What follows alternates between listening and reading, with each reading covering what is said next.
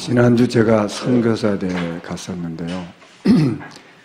그 예배를 드리기 이전에 대구 하나교회 원로 목사이신 박전 목사님께서 나오셔서 축사를 하셨습니다. 이제 목사님이 몸도 불편하고 연세도 있기 때문에 다른 부축에서 강대성에 올라오셨어요. 근데 이분이 그런 고백을 하시더라고요. 내가 선교에 대해서 마음을 품고 인도를 받는 중에 하나밖에 없는 아들이 급성 간 경화에 걸린 거예요. 그래서 병원에 갔더니 2달밖에 못 산다는 겁니다. 얼마나 힘든 일이겠어요. 그래서 이제 가족들 모아놓고 목사님이 그 병상에 가서 예배를 인도했어요. 예배를 인도했는데 그 아들에게 또 가족들에게 이렇게 말씀을 전했답니다. 네가 전도할 이유가 있다면 하나님 살려줄 것이고, 네가 뭐 굳이 전도할 이유가 없다면 너를 더 이상 살려줄 필요가 있겠냐. 사실 너는 나에게 하나밖에 없는 아들이지만 부담이 많이 된다. 왜냐하면 너 장가도 보내야 되고, 또 장가 가고 나면 또 미국 유학 가야 되는데 돈도 많이 들고, 그러니까 전도할 이유가 없다면 하나님 나라 갈 준비를 하고, 전도할 이유가 있다면 네가 하나님 앞에 기도해라. 그러셨다는 겁니다. 그리고 이제 목사님은 미국 그때 당시 담당이기 때문에 바로 이제 미국으로 갔어요. 그랬더니 이제 일가 친지들이 뭐 그런 얘기를 들을 거 아닙니까? 일가 친지들이 하는 얘기입니다. 미친놈이라고. 정신없는 놈이라고. 지금 하나밖에 없는 아들이 지금 2달밖에 못 산다는데, 죽어간다는데 무슨 선교냐. 그리고 어떻게 애를 살려볼까 생각을 해야지. 그게 뭐냐, 목사가. 그런 말을 자기가 듣고 살았다는 겁니다. 그런데 어떻게 됐냐. 그 아들이 결혼을 했고 신학교를 졸업했고 지금 현재 우리 신학교에서 교수 요원으로 파송해서 박사과정을 받고 있습니다. 그 아들 목사님을 통해서 전도문들이 많이 열리고 있어요. 이 목사님 고백입니다. 내가 선교라는 것을 마음에 품었는데 참 내가 받은 은혜, 우리 가문이 받은 은혜 말로 다 할 수 없다. 그래서 선교는 축복의 근원이다. 이런 고백을 축사로 하시더라고요. 저는 그분의 축사를 들으면서 그러면 나는 어떤 선교를 해야 될 것이며 우리 교회는 어떤 선교를 해야 될 것인가, 이런 기도를 시작하게 됐습니다. 우리가 이 땅에 살아가면서 살아 있어야 될 이유가 분명히 있지 않겠습니까? 우리 이런 일을 발견하고 또 인도받고 헌신해야 될 줄로 믿는 것입니다. 사람들은 흔히 이런 얘기해요. 얼마 전까지 괜찮았는데 갑자기 병이 들었다. 지금까지 건강했는데 갑자기 암으로 판명됐다. 뭐 이런 얘기를 하지 않습니까? 근데 우리가 냉정하게 보면 어떤 뭐 전염병이랄지 뭐 사고로 오는 병이 아니면 거의 대부분 오래도록 잠복 기간이 있잖아요. 내가 알지를 못하지만 오랫동안 잠복 기간이 있다가 어느 시간표에 그게 발병을 딱 하는 거 아니겠어요? 그러니까 내가 모르고 있었을 뿐이지 내 몸 안에서는 병이 자라고 있었던 거거든요. 자라고 있다가 그 시간표가 되니까 그 병으로 딱 드러나는 겁니다. 여러분, 우리 신앙생활도 꼭 이와 같아요. 여러분, 불신앙이 어느 날 갑자기 툭 튀어나옵니까? 그렇지 않거든요. 사단에게 오랫동안 내 생각이 사로잡혀서 끌려다니다가 어느 날 불신하고 탁 튀어나오는 겁니다. 나도 모르고 나는 잘한다고 속고 있었던 거잖아요. 사람 마음속에 불평과 불만이 계속해서 자랍니다. 이게 불평과 불만이 내 속에 계속 자라다가 어느 날 불평이 톡 튀어나오고 불만이 톡 튀어나오는 거예요. 그래서 결국은 불행이라는 열매가 나오는 거 아닙니까? 어떤 불행이라고는 열매가 금방 어느 하루아침에 탁 나오는 게 아니고 오랫동안 나도 모르게 쌓여져서 자라가지고 이게 탁탁 튀어나오는 거예요. 왜 우리가 복음 아니면 안 되냐? 이게 우리 속에 있기 때문에 그렇다 그 말이에요. 예수님께서 제자들을 가이사랴 빌립보 지방에 데려가서 질문을 했어요. 사람들이 나를 누구라고 하느냐? 이런 질문을 했어요. 왜 이런 질문을 하셨을까요? 많은 사람들이 자기도 모르게 잘못된 생각, 위험한 신앙사상을 가지고 있다 그 말이에요. 그래서 사람들이 뭐라고 말합니까? 에레미야처럼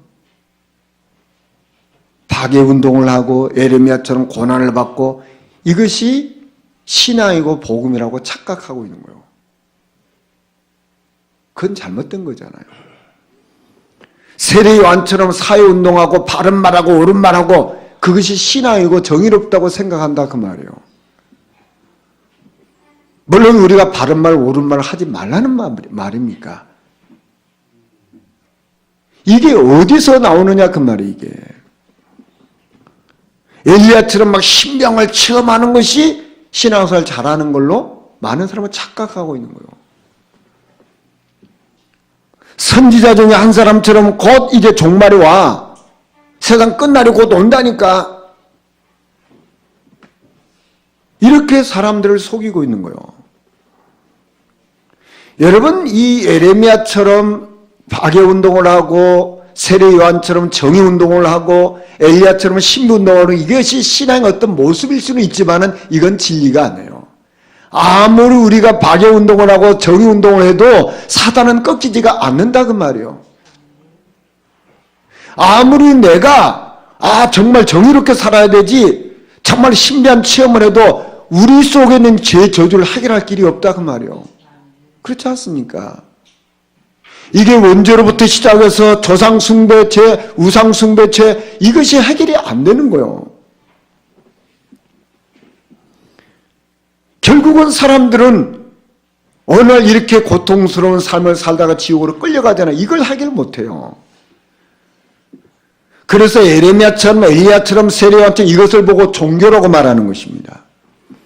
그럴듯하게 보이고 좋아 보이지만은 사실은 사단에게 속는 거예요. 결국은 사단에게 속가서 결국 지옥으로 끌려가는 거란 말이에요. 성경은 우리에게 이렇게 분명히 말씀했어요. 로마서 5장 8절 우리가 아직 죄인 됐을 때 그리스도께서 십자가에 죽으심으로 우리에 대한 자기 사랑을 확증하셨어요. 여러분 우리가 아직 죄인 됐을 때 우리가 전혀 그리스도를 모르고 있을 때 그 말이에요. 우리가 믿을 때가 아니라니까. 우리가 죄인 됐을 때요. 하나님의 세상을 이처럼 사랑하사 독생자 보내주셨어요. 언제요? 멸망 가운데 있을 때 보내주신 거예요. 내가 의롭고 착하고 바르고 이렇게 살 때 보내주신 것이 아니고 내가 멸망 가운데 있을 때 하나님이 우리를 사랑하셔서 독생자 예수 그리스도를 보내주신 거예요. 그렇지 않습니까? 나는 잘 산다고 했는데 이 마귀에게 내 영혼이 사로잡혀서 끌려다니고 있기 때문에 하나님의 아들이 오신 것은 이 마귀를 멸하러 오셨다 그 말이요. 거기서 빠져나올 길이 없거든. 내가 아무리 진실하게 바르게 착하게 살아도 해결할 수 없기 때문에 예수님이 이 땅에 오셔서 십자가에 피 흘려 죽으셨단 말이에요. 저는 저의 삶을 돌이켜보면 내 삶과 우리 가문이 알고 보니까 사나리가 완전히 속았어요. 그 마귀의 장난에 우리 인생이 저희 가문이 완전히 사로잡혀서 거기 농락당하고 있었더라 그 말이에요. 저는 잘 사는 줄 알았어요. 바르게 사는 줄 알았어요. 근데 알고 보니까 속았어요.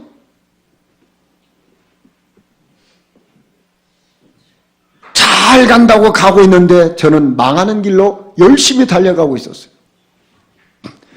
그래서 예수님이 오셔서 망하지 않는 길, 내가 곧 길이요 진리요 생명 되신 길을 우리에게 알려주신 거예요.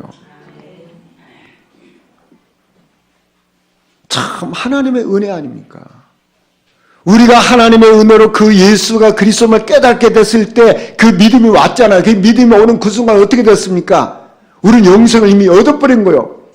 앞으로 영생을 얻는 것이 아니고 이미 얻어버리고 심판은 나와 상관없고 사망에서 생명을 옮겨져 버린 거 아닙니까?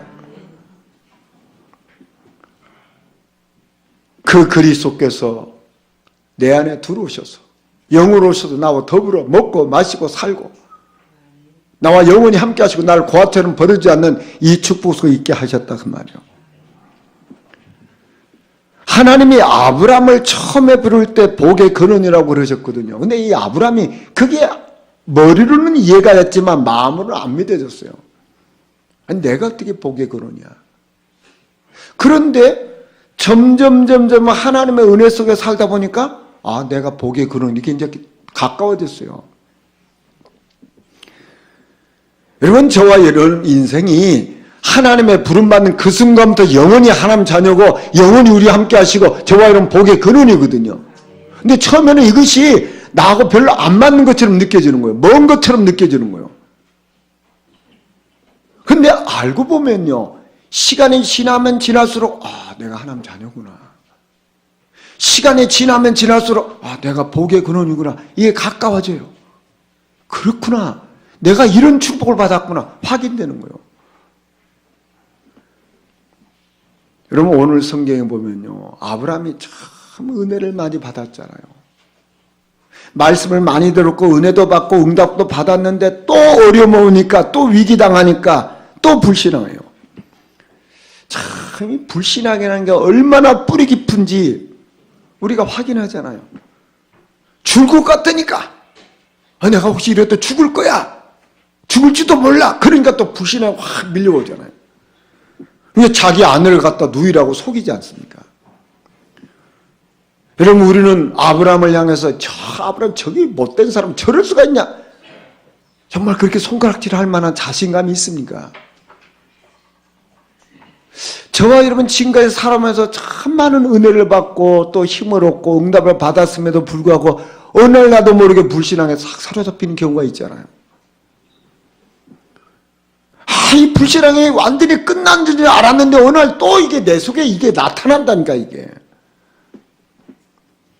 그러면서 우리는 또 내가 왜 이렇지? 그래서 오늘도 저와 여러분에게는 그리스도가 필요합니다. 오늘도 그리스도가 나의 주인이고 나의 구세주 되지 않으면 우리는 절대 안 되는 인생이요. 내 사전에는 불가능이 없다고 큰 소리 쳤던 나폴레옹에 대한 얘기입니다. 이분이 젊은 시절에 전 세계를 장악했어요. 어마어마한 분 아닙니까? 영웅 중에 영웅 아닙니까? 어느 날 나폴레옹을 잘 모시는 참모가 좀 한가할 때 이 얘기했어요. 황제님, 어떻게 황제님은 그렇게 용감하게 이 세상을 정복하며 사십니까?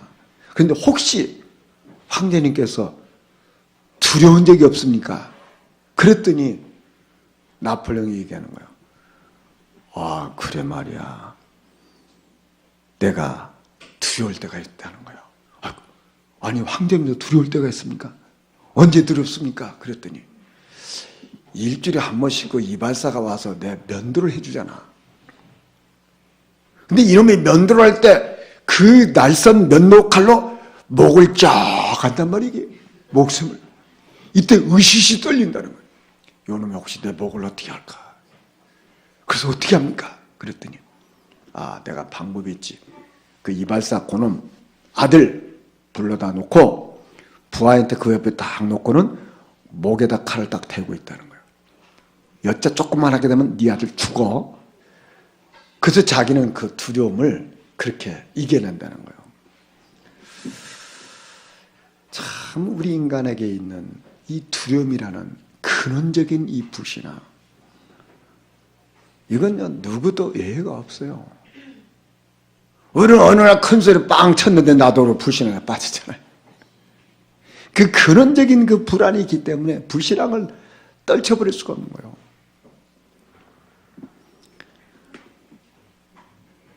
하나님께서 그런 아브라함을 어떻게 한 줄 아십니까? 지금 아브라함의 아내 사례를 자기 부인으로 맞이한 이 아비멜렉에게 하나님이 꿈에 나타나서 저 여자는 아브라함의 아내다. 건드리지 마라. 건드린 날은 너는 죽는다 그랬어요. 하나님. 그 아비멜렉이 아니 내가 무슨 죄가 있습니까? 분명히 누이라고 했습니다. 또 사라도 오빠라고 했습니다. 그래. 어떻든 너는 사라를 건너면 죽어. 하나님 그러셨어요. 무슨 얘기입니까? 하나님은 언약의 가정을 소중하게 여기시고 지키신다 그 말이에요. 이 언약의 가정, 언약을 이어갈 이 가정을 아브라함이 불신하고 사라가 불신하지만 하나님이 철두철미하게 지키신다 그 말이에요. 그러면서 아비멜렉이 뭐라고 말하는지 아십니까? 그는 선지자라 그랬어요. 이건 아브라함에게 주신 말씀이 아니요. 아비멜렉의 그 아브라함이 누군지 알아? 아브라함은 선지자야 그 말이에요. 여러분 선지자가 어떤 사람입니까? 저주의 재앙을 물리칠 말씀을 전할 자라 그 말이요. 이 저주와 재앙에서 빠져나오는 길을 전달할 자라 그 말이요. 이 저주와 재앙을 해결할 메시지를 전달할 자라 그 말이요. 하나님은 아브라함의 불신앙과 상관없이 아브라함이 앞으로 어떤 일을 할 것인지를 말씀하고 있는 거예요. 이 땅의 모든 사람이 결국은 지옥으로 끌려가게 되는데 그 지옥의 저주를 끊을 수 있는 메시지를 전달할 자요. 하나님을 만날 수 있는 길을 말할 자가 누구냐? 아브라함이라 그 말이요. 하나님이 그 아브라함을 책임지시고 보장하시고 인도하시고 역사하세요. 참 우리는 아브라함 보면 무능하잖아요. 이게 연약하잖아요. 그럼에도 불구하고 하나님은 한 번도 아브라함을 버린 적이 없어요. 한 번도 아브라함을 책망한 적이 없다 그 말이요. 하나님은 한 번 택하셨기 때문에 아브라함의 인생을 완벽하게 책임지시고 인도하시고 보장하시는 거예요. 그의 무능함과 그의 연약함과 상관없이 하나님이 하시는 거예요. 그러면서 아비멜렉이 뭐라고 말하는지 아십니까? 그 아브라함이 너를 위해서 기도할 거라 그 말이에요. 아브라함이 너를 위해서 축복하면 너는 축복을 받을 것이고 아브라함이 너를 저주하면 너는 저주할 것이다. 저주를 받을 거라 그 말이에요. 참 놀라운 일 아닙니까? 이것은 하나님이 아브라함을 처음에 택할 때부터 하신 말씀이요. 너는 복의 근원이야. 너를 축복하면 내가 그를 축복할 거야. 너를 저주하면 내가 그를 저주할 거야. 너로 만나면 천한 만민이 복을 받는다고 했어요. 저는 이 말씀을 묵상하면서 이걸 보고 일방적인 축복이라고 말하는 겁니다. 아브라함이 잘한 게 없잖아요. 그렇게 많이 은혜 받고 그렇게 많이 응답 받고 축복받았음에도 불구하고 문제 생기면 또 불신앙에 빠지는 거예요. 환경에 속고 사람 앞에 두려워하고 문제 생길 때마다 불신앙해요.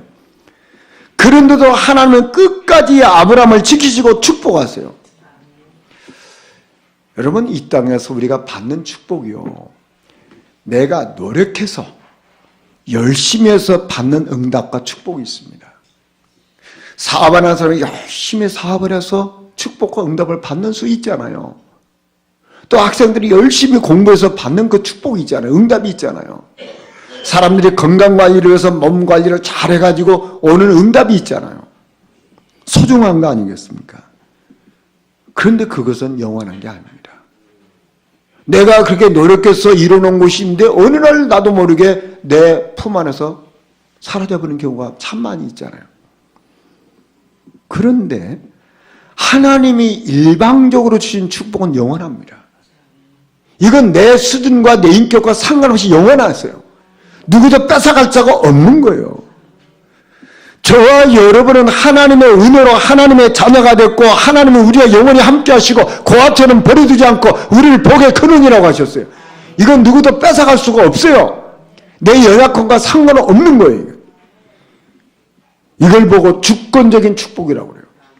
일방적인 축복이 우리에게 와 있어요. 우리는 어느 순간에 내 주변 사람을 발견하는 그런 경우가 있습니다. 아, 저분이 참 훌륭한데, 저분이 사람이 괜찮은데, 근데 어느 날 보니까 아, 저 사람이 그 마귀에게 잡혔네, 이게 보여요. 훌륭한데 너희 아비 마귀 그랬거든요. 아, 이게 어느 날 보니까 이 사람 여기 걸려 있구나. 그래서 저 사람이 수고하고 무거운 짐을 지고 있구나. 이게 보이는 거예요, 어느 날.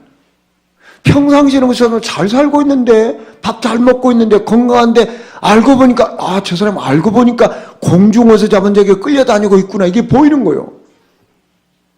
알고 보니까 저 사람의 세상 풍속에 매갖고 제사 지내고 굿하고 점치고 그러는구나. 보이는 거예요. 야, 알고 보니까 저 사람 본질상 진여자는 게 보이는 거예요. 그래서 저 사람의 우상을 섬기는구나. 그래서 저 사람은 이런 문제가 보여요. 평안이 없으니까, 소망이 없으니까 저렇게 살고 있구나. 보여요. 이게 보여야 우리는 복음을 전할 수가 있어요. 이거 안 보이는데 어떻게 전합니까?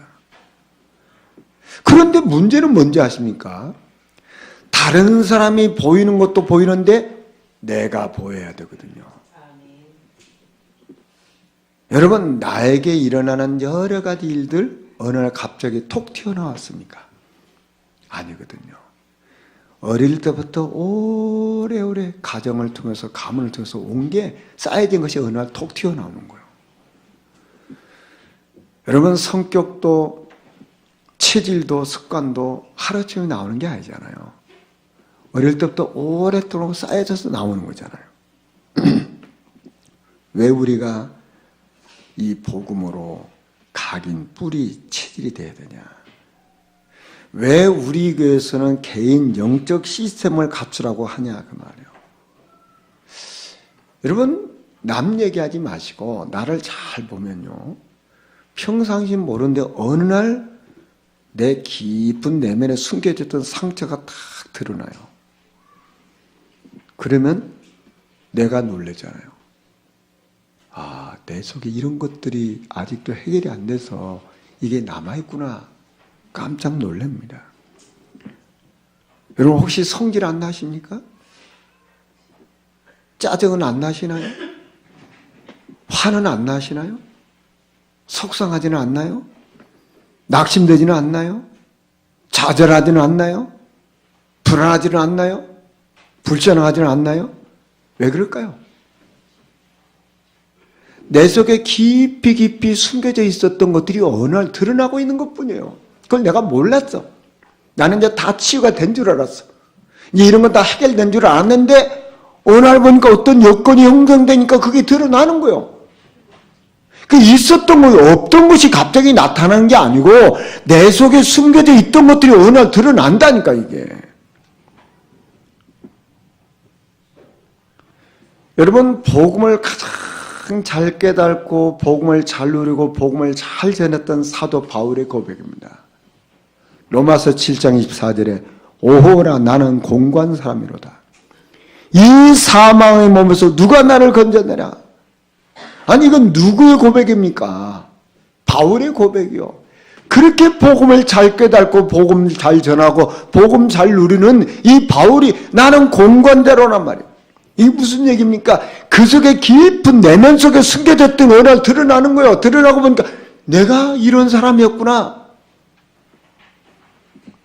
그래서 25절에 보면 우리 주 예수 그리스도로 말미암아 하나님께 감사하리로다. 정말 나에게는 그리스도 아니면 소망이 없다 그 말이요. 내 자신이 마음으로는 하나님의 법을 육신으로는 제 법을 섬기노라. 그럴 수밖에 없다 그 말이요. 왜 우리 교회에서는 그렇게 복음 소식을 자꾸 하자고 합니까? 왜 영접의 12가지를 계속해서 내가 각인시키는 겁니까? 왜 복음 편지 하자고 하는 겁니까? 왜 10가지 발판을 하자고 하는 겁니까? 여러분, 나를 알면 내 속에 숨겨져 있던 것들이 있다는 사실을 알면 우리는 하나님의 말씀이 각인 안 되면 절대 안 되는 거예요. 이게 말씀이 뿌리 내리자면 절대 안 되는 거예요. 내 풀에 내가 넘어진다 그 말이야. 남이 나를 상처 줘도 넘어지는 게 아니에요. 내 속에 있었던 것이 어느 날 드러났어요. 그걸 누가 살짝 건드리니까 그 사람이 상처 줬다고 하는 거예요. 왜 우리가 이 말씀을 또 듣고 또 읽고 또 쓰고 또 묵상하고 암송하냐 말이에요. 내 속에 있는 것이 완전 치유돼야 되기 때문에 증인의 삶을 살아야 되는 그런 거예요. 그래서 우리가 하나님 앞에 나를 비춰보면 그리스도 아니면 나는 절대 소망이 없다 그 말이에요. 여러분, 누가 예수 그리스도를 가장 잘 알까요? 누가? 여러분, 마귀가 예수 그리스도에서 가장 잘 압니다. 증거가 뭡니까? 여러분, 마귀는 다른 거 다 해도 신경 하나도 안 씁니다.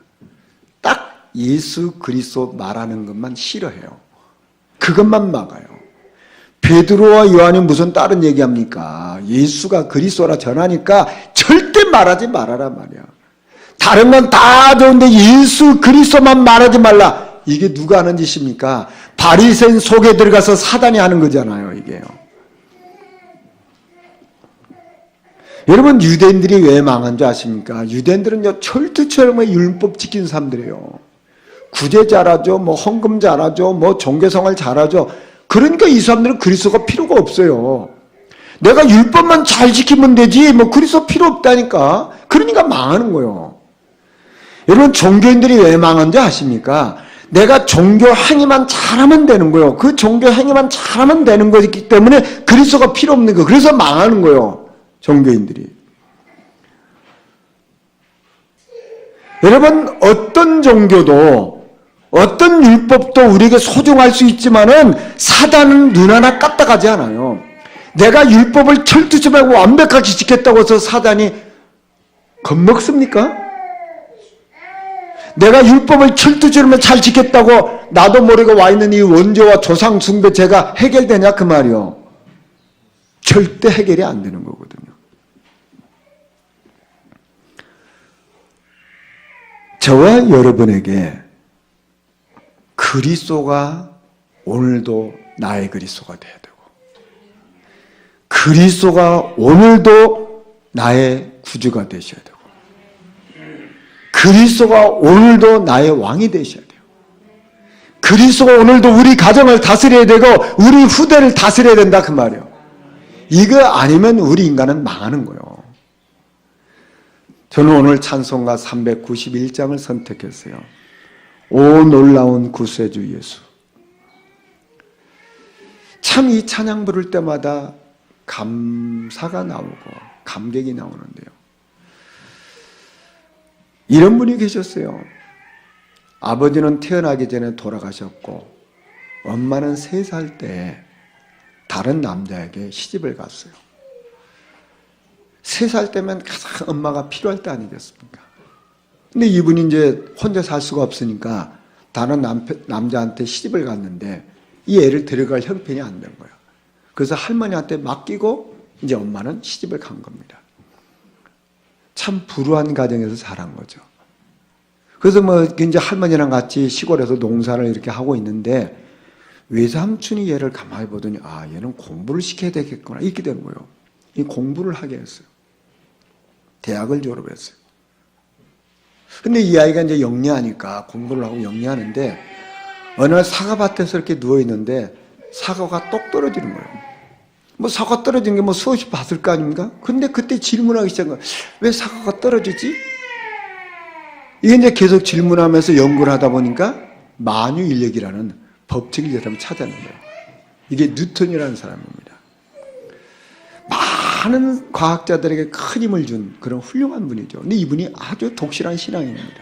왜냐하면 엄마도 없이 아빠도 없이 자라면서 그리스도밖에 소망이 없었어요. 이제 뭐 사람이 그래도 이제 나이가 먹으니까 어쩌고 할 수 없잖아요. 나이가 먹어서 건망증이 생겨요. 이제 나이가 먹으면 뭐 기억이 안 되잖아요. 연세가 많으셔서 자기 나이도 잊어버리고 자기 생일도 잊어버린 거예요. 이 뉴턴의 이제 제자들이 이제 선생님 찾아와서 인사하러 오르잖아요. 근데 그렇게 사랑했던 그 제자들이 왔는데도 자네 누군가? 자네 누구야? 모르는 거예요. 그러니 제자들이 얼마나 힘들겠어요. 우리 선생님 뵈러 왔는데 이 선생님이 자기를 모르는 거예요. 어느 날 한 제자가 뉴턴에게 물었어요. 선생님, 선생님이 기억하고 있는 게 뭐죠? 물은 거예요. 그랬더니 뉴턴이 하는 얘기입니다. 내가 기억하는 거 2개야. 선생님이 기억하는 게 있어요. 2개예요. 뭐예요? 그때 첫째는 내가 죄인이라는 걸 나는 알아. 둘째는 예수님이 나의 구세주라는 걸 알아. 이 고백을 했대요.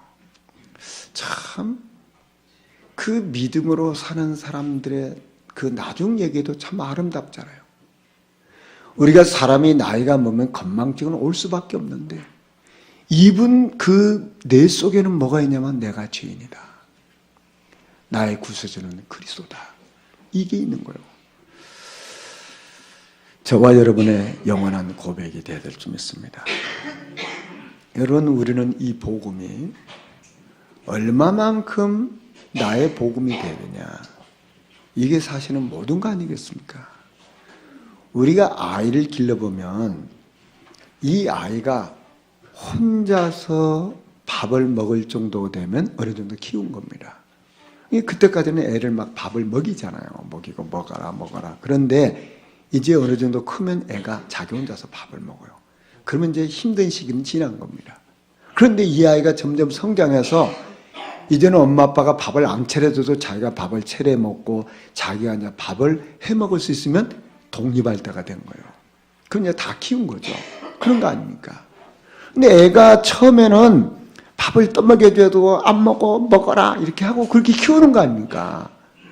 여러분, 복음도 그렇습니다. 처음에는 몰라요. 그러니까 자꾸 가르치고 이렇게 해라 저렇게 해라 훈련시키고 이렇게 하는 겁니다.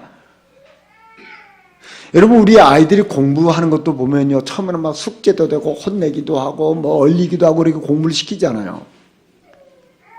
근데 이게 이제 점점 성장하면 어떻게 됩니까? 자기가 스스로 계획을 세워서 그 계획대로 공부를 쭉 할 수 있으면 이제 공부가 되는 거예요. 우리 그런 아이를 키우는 거 아닙니까? 그때까지는 부모가 수고를 하고 막 혼내기도 하고 얼리기도 하고 이렇게 해서 이제 스스로 할 수 있도록 키우는 거 아닙니까? 여러분, 우리 영적 생활도 이와 비슷합니다. 내가 하나님의 은혜로 늘 이 말씀을 붙잡고 기도하고 그 말씀 붙잡고 하나님이 원하시는 전도의 방향 맞춰서 한 걸음 한 걸음 스스로 인도받는 이것이 이제 나의 복음이 되는 거예요. 이게 이제 스스로 되어지는 것이 신앙생활 제대로 된다 그 말이에요. 혼자서도 어떤 연장에서도 혼자서도 예배가 되어지고 혼자서 성령 충만 받고 혼자서 기도가 되고 혼자서 찬양이 되어지고 혼자서 전도를 생각하고 이렇게 되어지는 것이 복음이 나의 복음이 되는 거예요. 여러분, 나를 가로막고 있는 게 뭘까요? 물론 사단이겠죠. 그런데요, 사단보다 더 강한 나를 막고 있는 존재는 누군지 아십니까? 나요, 나. 내가 주인 돼서 내 멋대로 하겠다는 거. 내 생각대로, 내 감정대로, 내 기분대로, 내 주권대로 하겠다는 거. 이게 사단이 나를 속이는 것보다 더 나를 가로막고 있는 거예요. 저와 여러분에게 그리스도는 어제도 그리스도요, 오늘도 그리스도요, 내일도 그리스도가 되어야 될 줄 믿습니다. 그리스도만이 나의 주인이시고 그리스도만이 나의 왕 되세요. 그리스도께서 내 과거 문제를 해결하셨는데 지금 나와 함께 하시고 그리스도는 내 미래를 책임지고 인도하시는 거예요. 이 복음이 저와 여러분의 복음 돼서 정인의 삶을 살기를 주 여러분을 축원합니다. 말씀 정리하겠습니다. 우리가 아직 죄인 됐을 때 그리스도께서 십자가에 죽으심으로 우리에 대한 자기 사랑을 확증해 놓으셨습니다. 저와 여러분은 부족해도 하나님은 선지자로 택하셨어요. 나를 아브라함처럼 이렇게 택하셨단 말이에요. 우리는 어제도 그리스도가 필요했고요.